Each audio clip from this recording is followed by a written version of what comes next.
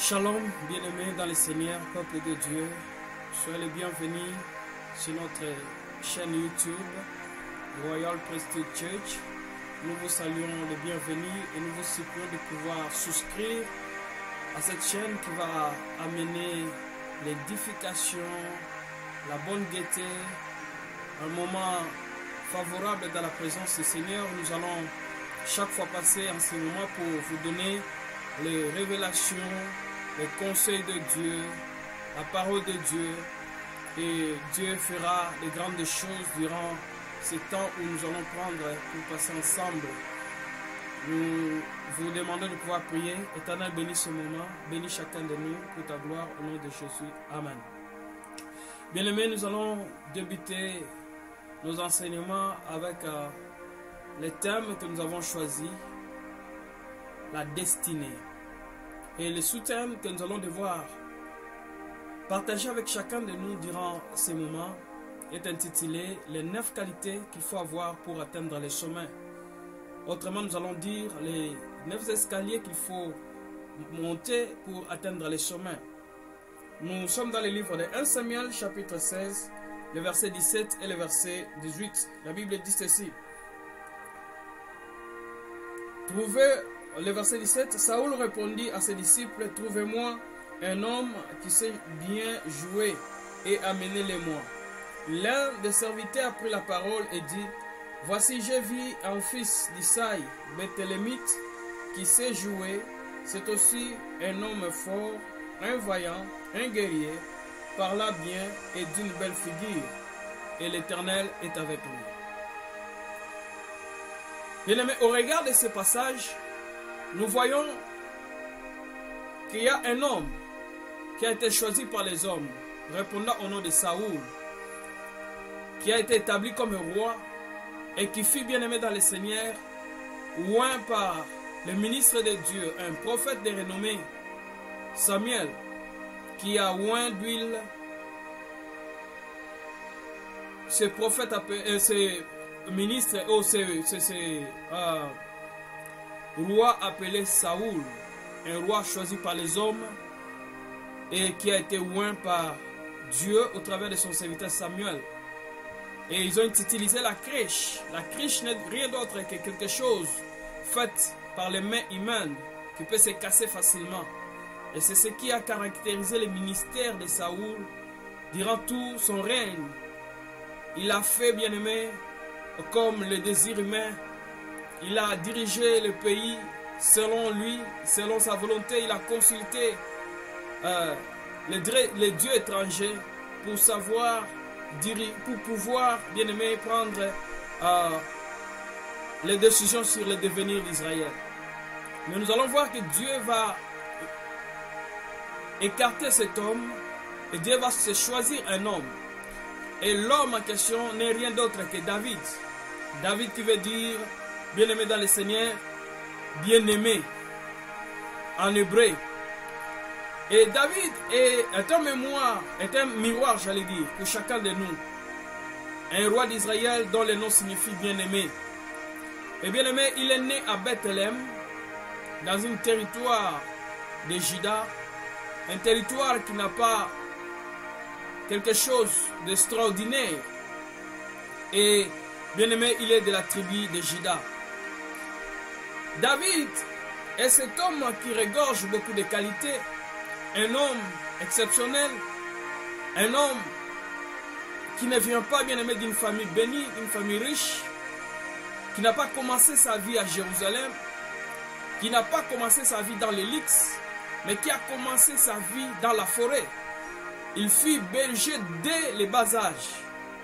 Et l'histoire de David occupe, bien aimé dans le Seigneur, dans la Bible, une place qu'aucun autre roi d'Israël n'a été, bien aimé, explicité de la sorte comme David. Et l'histoire de David occupe plus ou moins 60 chapitres dans les différents livres de la Bible. À retenir qu'à part Jésus-Christ, qui est notre maître, qui a 89 chapitres dans des évangiles, la deuxième personnalité biblique qui occupe la plus grande partie dans les chapitres de la Bible est David. C'est-à-dire que David, sa vie a beaucoup plus d'importance dans la vie de ceux qui sont appelés enfants de Dieu. Et bien aimé, il est un type remarquable, même en voyant Christ. Christ est de la généalogie de David, soit dans plusieurs parties de l'histoire, soit à travers le psaume où il est pourtant présenté comme un homme ayant la même passion que nous, un homme ordinaire. Et il fait preuve même de certaines erreurs qu'il a commises dans sa vie. Et malgré cela, il fut un homme, l'homme selon le cœur de Dieu. Nous retiendrons essentiellement les enseignements pratiques qu'en découle de la vie de David. La première des choses, c'est sa foi envers Dieu. Dès sa jeunesse, il ressort qu'il a marché avec Dieu. Il fut fidèle et il fut fidèle dans l'attachement avec son Dieu. Deuxièmement, il était un homme discipliné. Il était soumis aux injonctions de son père. Et il savait quand même, malgré qu'il vivait dans la forêt, il savait manipuler les instruments. Il savait faire quelque chose. Non seulement il était berger, mais il était aussi bien aimé en train de faire quelque chose. Parce que jouer la musique, c'était dans le sang de tous ceux qui se nommaient de la tribu de Juda. Tous les habitants de la tribu de Juda avaient en eux le sang d'un musicien, d'un adorateur. Et bien aimé, dans sa propre génération, il a servi Dieu dans les conseils de Dieu. J'aime lire ce passage, Actes des Apôtres, chapitre 13, le verset 26. La Bible a quelque chose de très important à nous notifier. Je suis en train d'introduire mon message. Je disais Actes 13, verset 36. Nous allons voir qu'est-ce que la Bible dit, le Nouveau Testament dit à propos de cet homme appelé David. Actes des Apôtres, chapitre 13, le verset 36.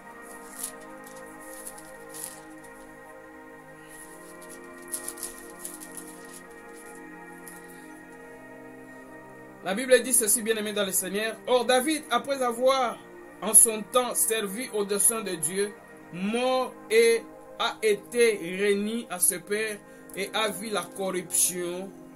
Mais celui de Dieu ressuscité n'a pas vu la corruption. Or David, après avoir en son temps servi au dessein de Dieu, est mort et a été réuni à ce père.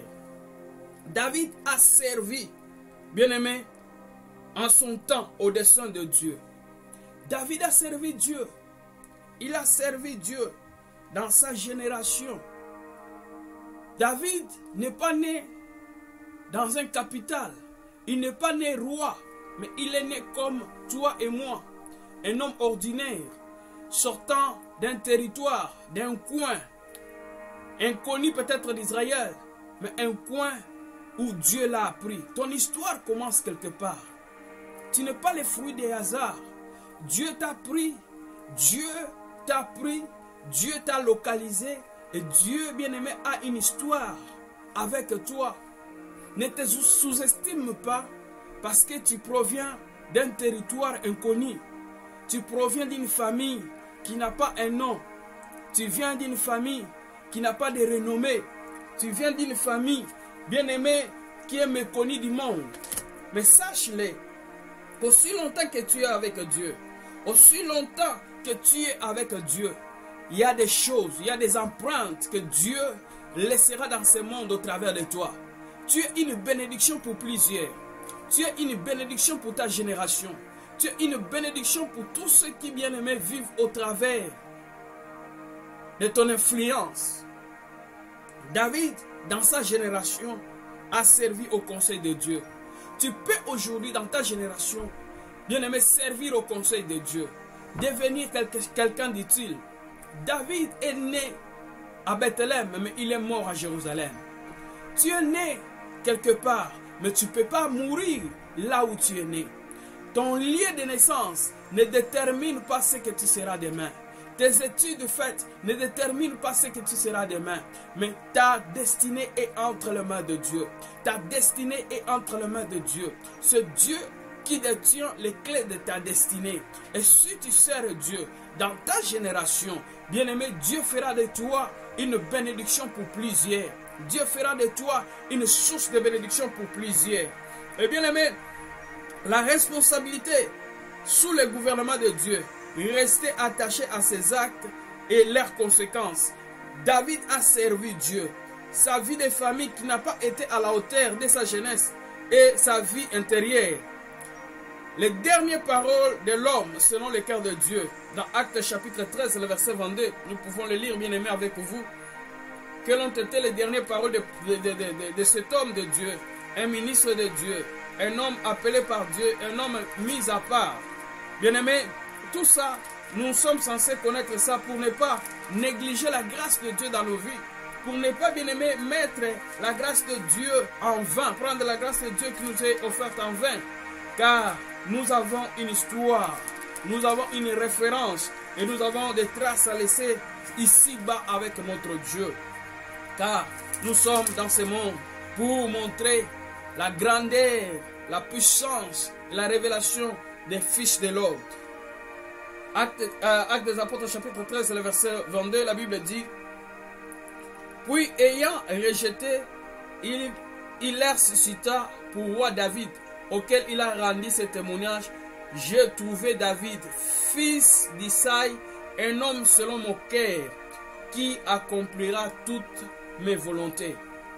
Dieu accepte de témoigner pour David.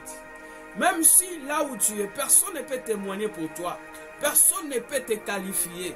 Personne, bien-aimé, ne peut te pointer parce que tu n'as rien. Mais il y a un homme qui ne regarde pas les hommes comme les hommes voient, mais qui nous regarde, bien-aimé, différemment de la manière dont les hommes te regardent. Son nom, c'est Dieu. Son nom, c'est Jésus. Il fera de toi l'exception.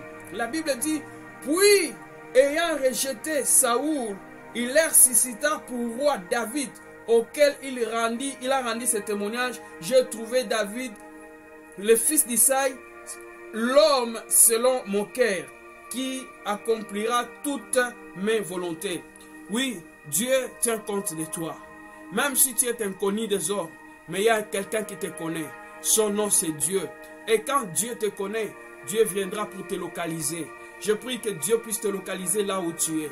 Je prie que Dieu change le cours de ton histoire. Je prie que Dieu, bien-aimé, fasse de sorte que tu puisses oublier le plaire, que tu puisses oublier les déceptions, que tu puisses oublier l'humiliation, l'ignominie qui était attachée à ta vie et que tu puisses atteindre ta destinée comme David pouvait atteindre sa destinée, bien-aimé dans le Seigneur.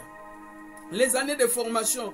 L'appel de David selon 1 Samuel chapitre 16, si vous lisez du verset 1er jusqu'au verset 13, Dieu a rejeté Saoul qui régnait comme roi jusqu'au moment où dans son gouvernement l'Éternel le mettait à côté.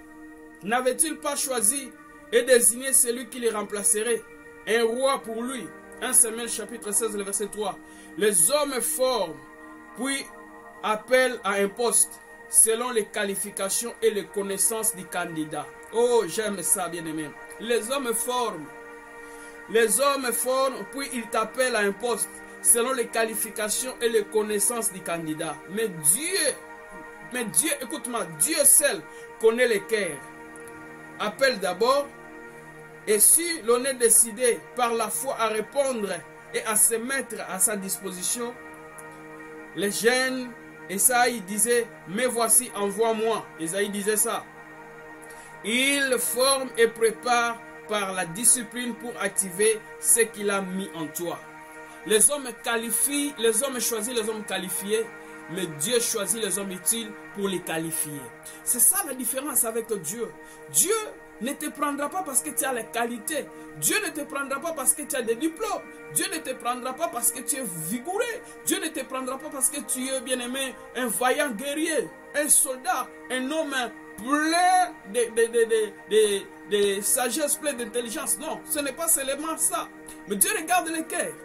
Il y a quelque chose que Dieu a mis en toi que les hommes ne voient pas. Il y a des qualités qui sont, bien-aimés, enfouies en toi que le monde ignore. Mais seul Dieu voit ces qualités qu'il a mis en toi. Et les qualités que Dieu a mis en toi, C'est cela qui fera que Dieu puisse te qualifier dans ta vie et que tu puisses atteindre, bien aimé, les sommets au travers des choses que Dieu a mis enfoui en toi. Seul Dieu peut le découvrir. Samuel regardait l'apparence pendant qu'il venait pour oindre le fils d'Isaïe, voulant choisir Eliab. Mais le Seigneur lui dit, cette parole est toujours valable. L'Éternel ne regarde pas ce que l'homme regarde, car l'homme regarde à l'apparence extérieure et l'Éternel regarde les cœurs. 1 Samuel chapitre 16, verset 7. Le prophète oint alors le jeune homme qui n'avait même pas été invité à la fête, parce qu'il est resté à la forêt. Vous allez vous souvenir, pendant que tous les fils d'Isaïe sont passés, le prophète Samuel lui pose la question, n'est-il pas, il n'y a pas quelqu'un d'autre? Il dit, je n'ai que le plus jeune qui est dans la forêt. Donc quelqu'un qu'on a sous-estimé, quelqu'un qui n'a pas d'importance, mais c'est la personne que Dieu va qualifier. Beaucoup d'autres fils appelés bien avant le début de leur activité biblique. Il a fallu que Moïse passa 40 ans au désert avant d'être apte à conduire Israël. Élie, à Kérit et à Sarepta, devait apprendre les leçons divines avant de se rendre au Carmel. Paul, inconnu des visages aux assemblées, a dû franchir plusieurs étapes avant que le Saint-Esprit le mette à part pour l'œuvre à laquelle il avait été appelé. Après être oint par Samuel, David a continué à paître les brebis de Dieu. Les brebis de son père plutôt. De son père. C'est la première chose qui nous est dite dans la Bible pour lui. 1 Samuel chapitre 16, verset 11. Elle remarqua toute sa carrière. Avant de devenir berger d'Israël, il a dit apprendre à soigner le troupeau de son père à Bethléem et délivra les brebis que les lions emportaient, en s'exposant lui-même à ses coups. Dans les secrets, il prouva ainsi la valeur qu'avait pour lui un seul agneau. Par la foi, il apprit à triompher de la puissance de l'adversité. C'est à partir de telles expériences que firent composés des psaumes, comme psaume 23. Depuis tant de siècles, sont l'encouragement et le réconfort des générations successives des croyants. Psaume 23. L'Éternel est mon berger. Principalement, cet homme se distingua par rapport à sa façon de voir les choses. Il avait l'huile pour devenir roi, mais il n'a pas fourni des efforts pour devenir roi. Il est retourné, bien aimé, paître les brebis de son père en attendant le temps de Dieu. Je veux dire à une personne, ne sois pas, bien aimé, découragé. Le temps de Dieu viendra. Tu as reçu les promesses de Dieu. Tu as reçu, bien aimé, les prophéties, les paroles de connaissance. Et tu as aussi, bien aimé, entendu les voix audibles te disant que toi, tu seras une grande personne. Toi, tu auras des postes de responsabilité. Ne sous-estime pas les promesses de Dieu. Reste, bien aimé, fidèle à Dieu. Et reste fidèle à ce que tu fais. Car Dieu n'est pas un homme pour mentir, ni un fils de l'homme pour se repentir. Ce qu'il a dit, il l'accomplira. Dieu accomplira sa parole dans ta vie. Peu importe les réalités, peu importe, bien aimé, les situations que tu es en train de traverser. Je dis à une personne, je suis venu dire à une personne, persévère, reste fidèle, reste attaché à Dieu. Bien aimé, autant convenable, Dieu accomplirait sa parole. Parce que la parole de Dieu ne peut pas retourner auprès du Père sans effet. C'est comme la pluie, elle ne retourne qu'après avoir fait son travail. La promesse, oui, la promesse de Dieu, l'ainsi dit l'Éternel, deviendra l'ainsi fait l'Éternel dans ta vie. Gloire à Dieu. L'ainsi dit l'Éternel, bien-aimé, sera concrétisé à l'ainsi fait l'Éternel dans ta vie, au nom de Jésus. La première étape dans notre propre histoire contient et révèle les qualités principales qui distingueront les étapes successives de notre vie. En conséquence, rien n'est plus important pour les chrétiens que d'influencer, que l'influence qu'il subit lorsqu'il parcourt cette première étape. Souvenons-nous de ce que dit l'apôtre Paul au sujet des serviteurs, qu'ils soient premièrement mis à l'épreuve, ensuite qu'ils servent étant prouvés irréprochables selon 1 Timothée chapitre 3, le verset 10. Bien-aimé, David a été musicien de Saoul, cependant, rien n'a changé pour le jeune berger qui allait et revenait auprès de Saoul, auprès de son père. Il allait dans la royauté, au cour royal, non pas pour régner, mais pour chanter pour le roi qui était là. Et il revenait à Bethléem pour paître les brebis de Dieu. Quel attachement! Il était fidèle avec la musique. Et il était aussi fidèle avec les brebis que son père lui avait confiées. Le premier, bien-aimé, responsabilité, ou ce que tu fais en cachette, révélera en public de quoi tu es capable. J'aurais besoin de dire autrement. Qu'est-ce que je veux dire par là? Si tu es fidèle à des petites choses, Dieu te confiera de grandes responsabilités. Cet homme a été fidèle à des petites choses. Il a été fidèle en jouant, bien aimé, aux instruments, en jouant la musique, il était fidèle. Il est aussi fidèle, bien aimé, en prenant soin des brebis de son père. Cela a marqué le cœur de Dieu. Tu ne peux pas devenir grand si tu négliges le faible commencement. Prends soin de ce que tu fais comme faible commencement. Cela poussera Dieu de pouvoir t'élever. Et en public un jour, pendant que son père lui a envoyé pour aller, bien aimé, apporter la nourriture à ses frères, c'est là où, bien aimé, David sort de l'anonymat et devient populaire. Oh, je prie qu'il y a des choses que tu feras avec Dieu, que ces choses, bien aimées, vont révéler en face du monde, vont révéler en face de l'église ta vraie identité. L'identité, la sémence de la grandeur cachée en toi sera révélée un jour. David ne savait pas que là où son père lui envoyait, il va saisir les opportunités. Bien-aimé, quand la préparation rencontre, bien-aimé, l'opportunité, waouh, il y a de grandes choses qui se font. Je répète, quand la préparation rencontre l'opportunité, il y a des exploits. David était en préparation dans la forêt pendant qu'il prenait soin des brebis de son père. Mais quand il a eu l'opportunité de rencontrer Goliath, bien aimé, il a terrassé Goliath. Depuis ce jour-là, David qui était connu que dans ce village appelé Bethléem, n'a pas été bien aimé à l'auteur de rester toujours dans l'anonymat, mais il est sorti dans l'anonymat pour devenir une bénédiction. À telle enseigne que toutes les filles ne faisaient jurer que par le nom de David. Toutes les filles ne faisaient chanter que par le nom de David. Qu'est-ce qu'il disait? Tout Jérusalem, écoute-moi, sa renommée n'a pas commencé seulement à Jérusalem, mais cela ça a pris une tournure nationale. Bien aimé, c'est dans toutes les chiquets nationales qu'on parlait de David. Et l'on pouvait dire, Saoul a tué 1000, mais David en a tué 10 000. Quelle grâce! Il n'a pas fourni les efforts, mais il a été préparé dans la forêt pour, bien aimé, prouver en face du monde, bien aimé, dans le visible, qu'il était puissant dans l'invisible. Prépare-toi, bien aimé, parce qu'il y a des grandes choses qui doivent arriver. Et ces grandes choses, il n'y aura personne, bien aimé, pour résoudre les problèmes. Mais c'est là où l'Éternel va te qualifier pour pouvoir sortir de l'anonymat et devenir une référence, devenir une bénédiction pour plusieurs. Oh, je prie que Dieu crée l'opportunité pour que tu puisses sortir de l'anonymat. Je prie qu'une circonstance puisse se présenter et que tous ceux qui sont devant toi soient incapables de pouvoir les résoudre et que toi tu puisses résoudre et que cela puisse se qualifier dans l'échiquier national et international. Je prie que ceux qui ne te connaissaient pas puissent te connaître à cause des problèmes que tu auras à résoudre. Il a résolu le problème d'Israël et Dieu a fait sa promotion. Bien-aimé, ta promotion est fonction de ce que tu fais. Ce que tu fais aujourd'hui va révéler demain qu'est-ce que tu seras capable de faire et de quoi tu seras capable de quoi serais-tu capable, bien aimé, de pouvoir amener comme solution. David a tué Goliath et il a été connu.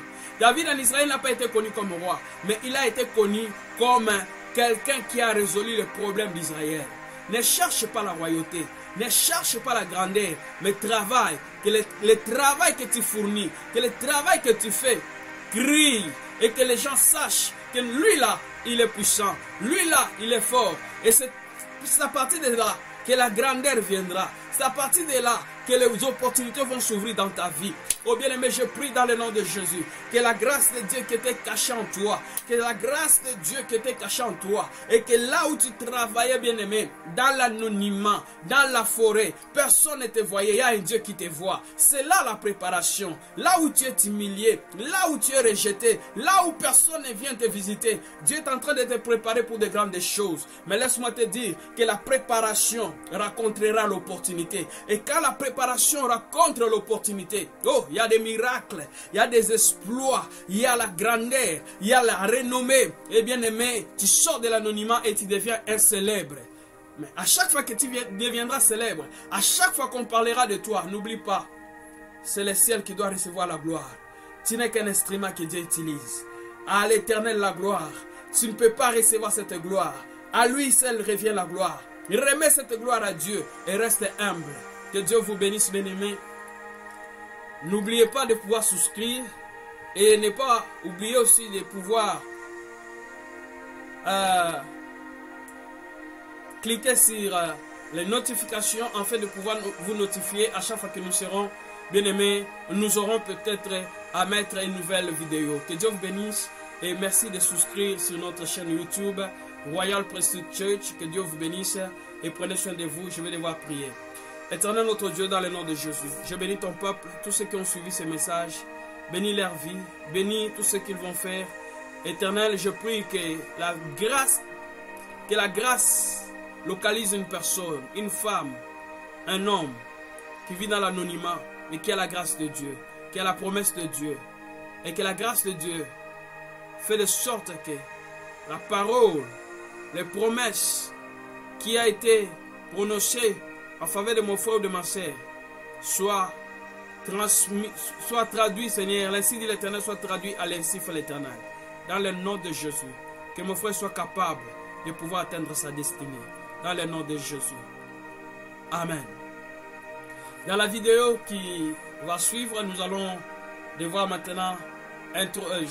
J'étais dans mon introduction et maintenant, la vidéo qui va suivre, nous allons continuer avec notre enseignement pour pouvoir parler sur les 9 escaliers pour atteindre le sommet. Que Dieu vous bénisse. Prenez soin de vous. Bye.